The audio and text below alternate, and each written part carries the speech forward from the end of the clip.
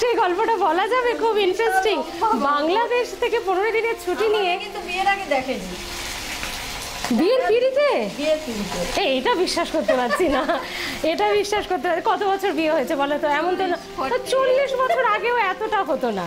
এটা তুমি বলছো একদম মানে সে দাদু ঠাম্মারা তাদের যখন বিয়ে হয়েছে তখন এরকম হতো, ছাতনা তলায় দেখা হতো, কিন্তু তোমার 40 বছর আগে এটা হয় না। আমার শ্বশুর মশাই আমার বাবা দুজনে বন্ধু ছিল? আচ্ছা আচ্ছা। শ্বশুর মশাই আমাকে দেখে পছন্দ হয়ে যায়, উনি বিদেশে যান, তখন একবারে বিয়ে ঠিক করেই চলে আসে। মানে দুই পাড়ের দুই বন্ধু? হ্যাঁ। আচ্ছা। তখন তো ভারত বাংলাদেশ তো ছিল আলাদা, হ্যাঁ হ্যাঁ ঠিক ঠিক। তখন শ্বশুর মশাই এখানে চলে এলেন, প্রেসিডেন্সিতে পড়াশোনা করেছেন ছোটবেলায়, তারপরে ওখান থেকে বিয়ে করে নিয়ে এসেছেন এখানে আমার শাশুড়িকে।